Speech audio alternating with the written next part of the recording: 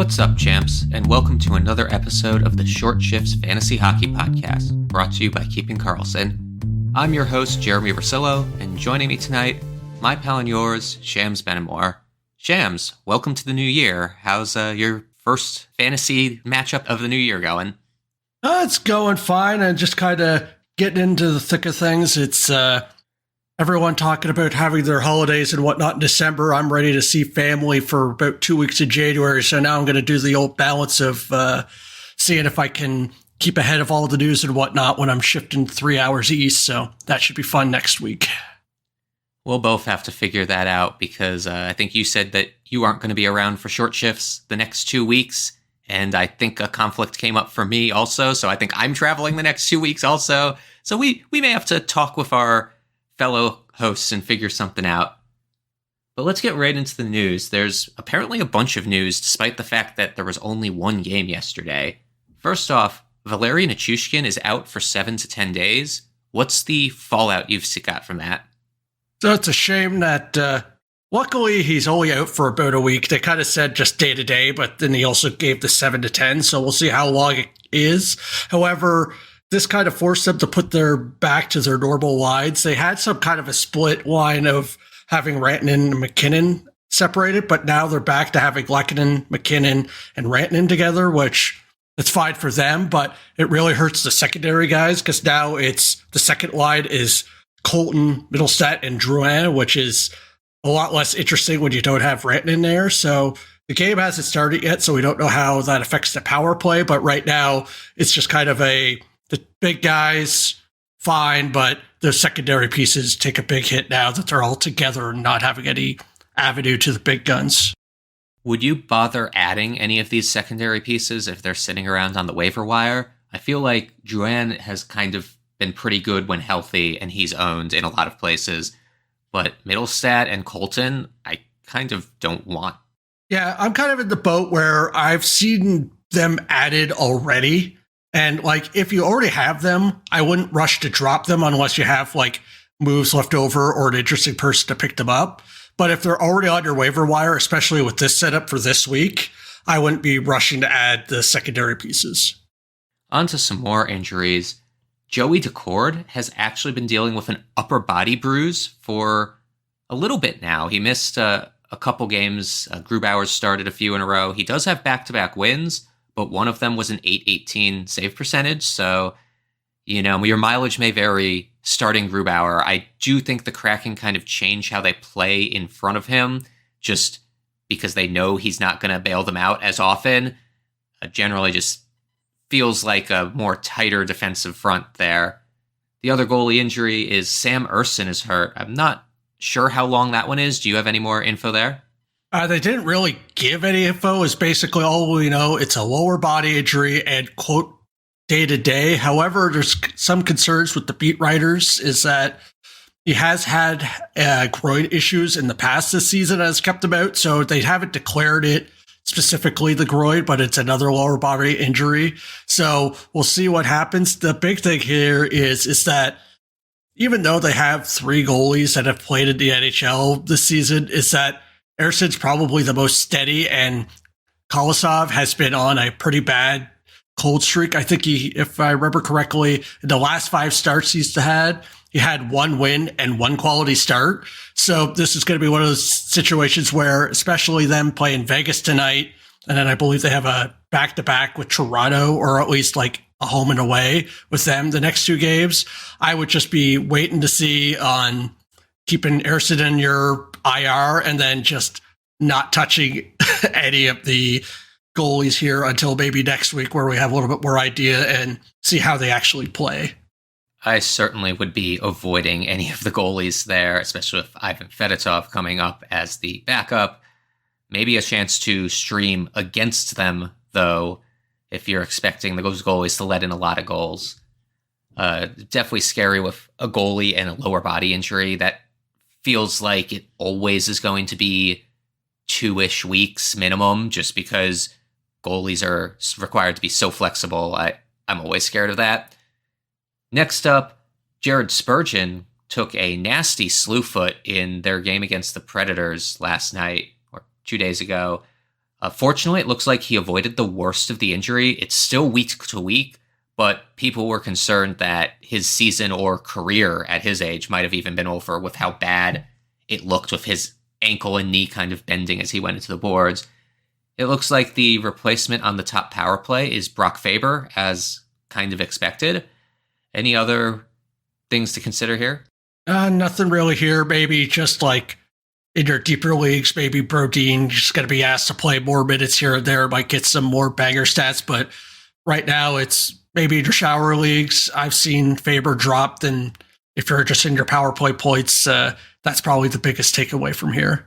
I'm not even convinced Faber's worth owning a lot of places. I've been an advocate of dropping him since before he lost the power play one job. We'll actually talk a bit more about defensemen who appear to be really good and getting good deployment and aren't doing anything in our hot-cold streaks.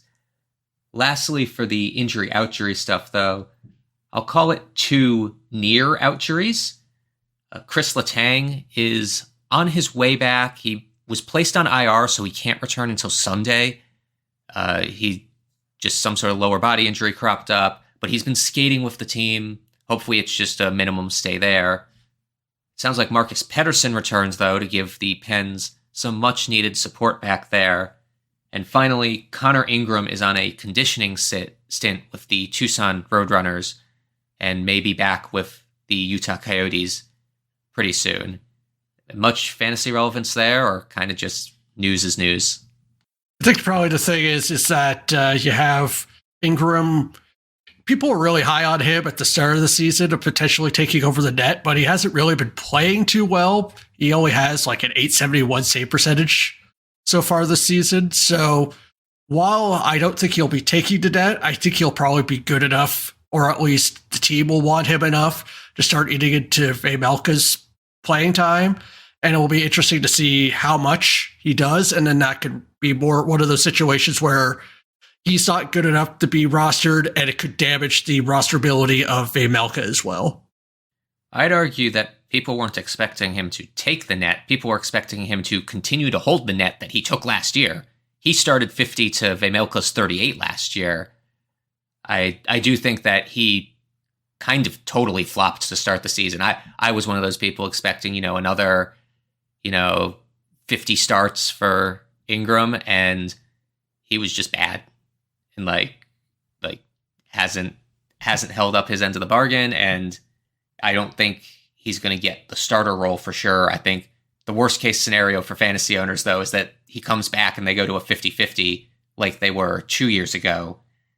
And yeah, that would not be good for anybody. Vejmelka's been quite good lately, but I do think Ingram can bounce back and have some fantasy relevance if needed. With that, let's go to a quick ad break.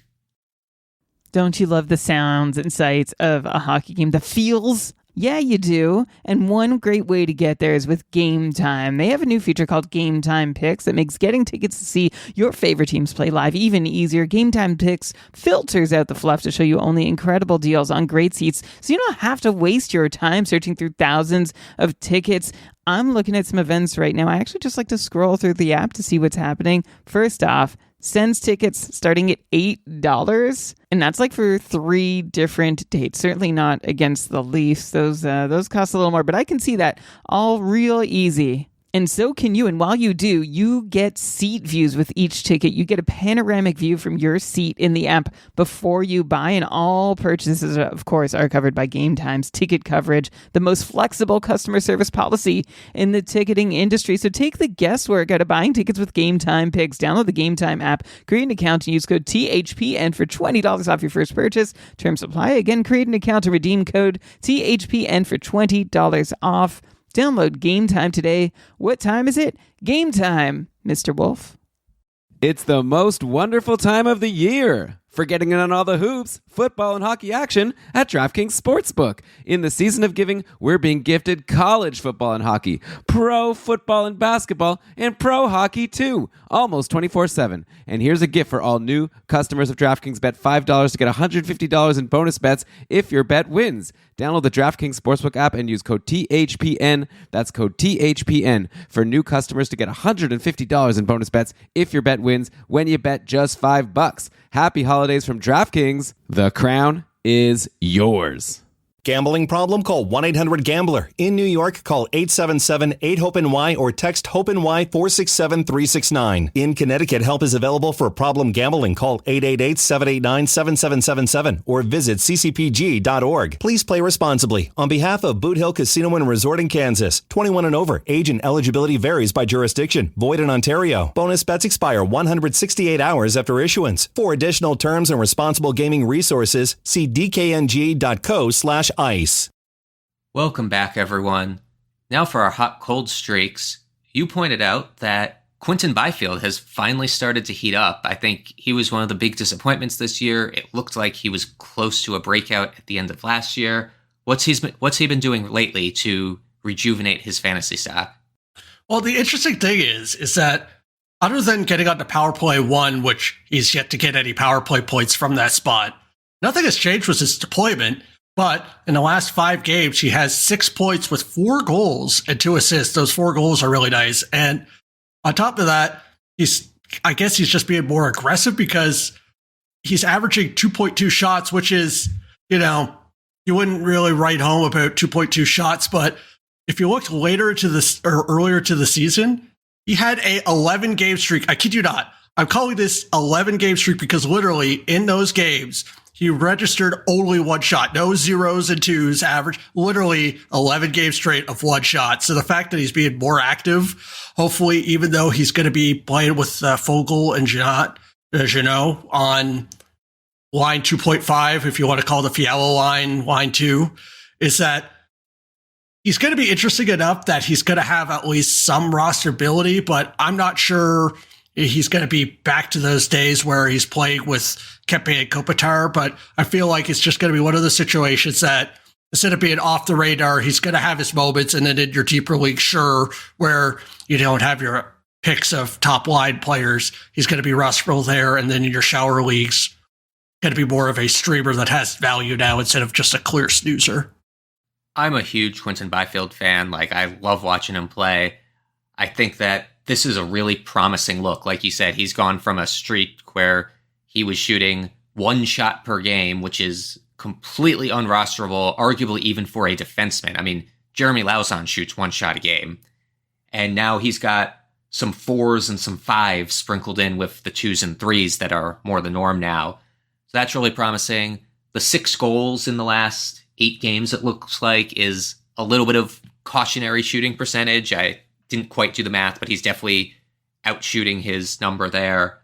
But this does look like, honestly, exactly what the LA Kings needed from him. Competent middle 6 center for this year, can really drive a line. And he's actually dragged Fogel and Jeannot around too.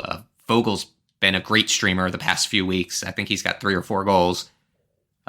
Looking good. Definitely worth an ad for a good schedule week or a deeper league. He's long gone in the 16-team Tier 1 Sweden. But if you are in a 16 or 18-team league and he's sitting around on the wire, definitely worth looking for.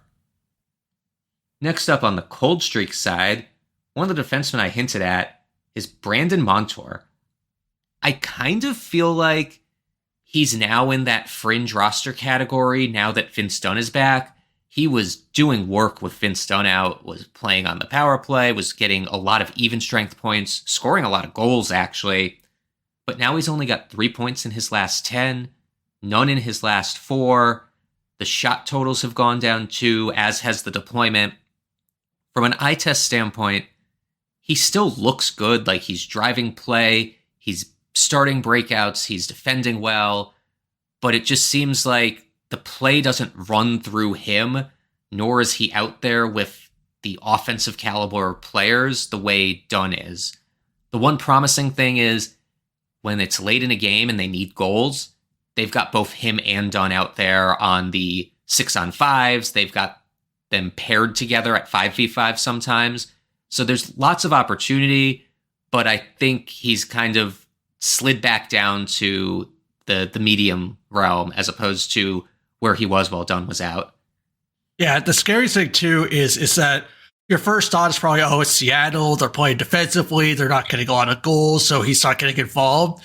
The scary thing is that their last 2 games, they actually had 5 goals each, so 10 total goals, and he pointed on none of them. So that's really the kind of the kick, is that with that 0 points, and then on top of that, in the last game, he didn't even have a shot on net. He sure randomly got 5 blocks, which is nice, but in the last, 4 games, he has a 4-shot game, 2 1-shot games, and then a 0-shot game. So that's kind of the scary thing, is that if he's shooting and blocking, you can get those kind of, live by not having the points all the time. But if you're not pointing and you're not shooting and blocking a ton, then it's going to be a really tough hold. Definitely a far cry from the 5, 6, and 7-shot games he was putting up last month. Definitely loved those. Next hot streak, we've got Dmitri Voronkov. He has 6 goals and 6 assists over his last 8 games, a lot of them on the power play. He's line 1, power play 1, close to 20 minutes a night, hits a bit. I think he's a must-add in all formats. I checked the Cupful rostership, and he's 100% owned there, so obviously not relevant there, but any of your other leagues, I can't think of a fantasy format other than maybe like a 10-team league that I wouldn't want Voronkov on my team for.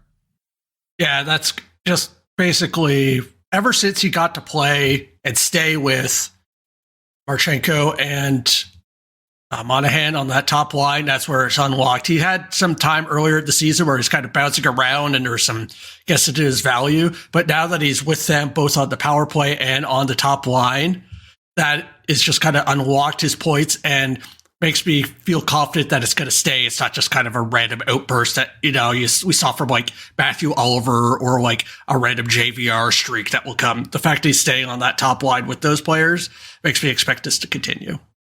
And I think he's been on the ice for a goal tonight. No, maybe not. But either way, if he doesn't score tonight, I'm sure he will soon. Last but not least, our last cold streak is actually like a freezing cold streak.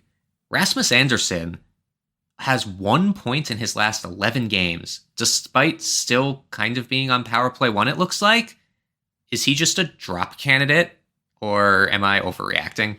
The issue is I'm with you. I would be heavily consider dropping him because on top of it is that he's still like every game he's getting over 20 minutes, like 25-minute games. So it's not an ice time situation.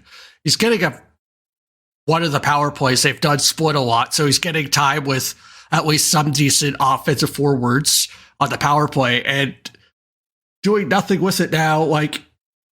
They have been not scoring a lot. They've only gotten more than 3 goals once in the last 10-ish games. So maybe it's kind of an offensive thing, but they're not known, the Flames, as an offensive team. So that's not something that's going to just flip like a switch. So depending on your format and how deep it is, if he got dropped in Cupful, I wouldn't be spending all my fab. So maybe that's kind of the question is that if you have someone interesting enough to pick up and he is your worst defender, I'd consider dropping him. He's not that, hey, he's going to be fine, let him be there. But I wouldn't be rushing to drop him just because I do see that he had a streak of 3 block games with a couple of shots. So he gives you something at least.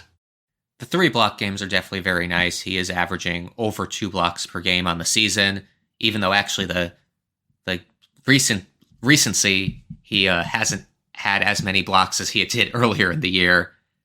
I'm actually kind of curious because it's turning into one of those things where there's a bunch of defensemen that are power play 1 on their teams, like locked in power play 1 guys, that I'm like, are these guys really worth owning? And I don't think there's been this many situations where I don't care who's on power play 1 and okay, whichever Blues defenseman is on power play 1, I think recently it's been Cam Fowler, really hasn't been relevant this year. Whichever Ducks defenseman, Lacombe has had most of that power play 1. Brock Faber for the longest time was on Minnesota's power play 1, and I don't think he was roster worthy there. Now you've got Rasmus Andersson. It's kind of a weird turn because in past years for fantasy, I've kind of felt like every power play 1 defenseman needs to be owned. and I am going out of my way to grab them when they get dropped, and I just don't feel that way anymore. Is this, are you seeing a change in strategy or value here? I've been kind of picky with who I've been picking up for power play one quarterbacks, and what's the ones you've listed, I'm mostly with you. The only one I would push back is Cam Fowler, just because he has been pointing. He has 2 power play points in his last 3 games. So he has been, and also playing with much better forwards, at least. Like back when they had the split, like with like sometimes they'd have like Buchnevich or Kyrou on the second power play and doing those weird things, sure. But the fact that they have that one stacked and him there, I'd be a little bit more open. But yeah, it's really depends on who's on the power play with them. You could call it power play one, but with certain teams, that power play one is still not, interesting as, some teams 5-on-5 first line. So it kind of be a situation where you have enough to bring alongside, especially with some of these guys, they'll have like 2 shots and a block on even strength, and then you really need that power play point to be relevant. Those are the guys that I'm scared of. If you have a situation where you're going to get hits or blocks, either way, I could give a little bit. Or if you're going to be in a situation where you point a lot, you have to really be good at one of the two to make me interested. That makes sense. Yeah, with Cam Fowler, actually, I think for the Winter Classic, they were running that stupid split power play again, because I think Kyrou was on power play too. But yeah, also when you started that, I was thinking, yes, he is playing with much better forwards than he was on the Ducks. Well, that's all we've got time for today. Thank you for joining us. If you enjoyed the show, please consider joining the Keeping Karlsson Patreon group at keepingkarlsson.com/patron. Super supporters receive ad-free episodes, and you can interact with Brian, Elon, Shams, myself, and all the other voices you hear on this podcast. Please check out GameDayTweets.com to get all the best info from Twitter without having to slog through the rest of Twitter. It includes team-by-team and searchable tweets by player name. Visit that site and the other great sites we use to research our episodes with at Yahoo, Frozen Tools, and Natural Stat Trick. Our intro and outro music are created by Pat Roach. Until we see you next time, play smart and keep your shifts short.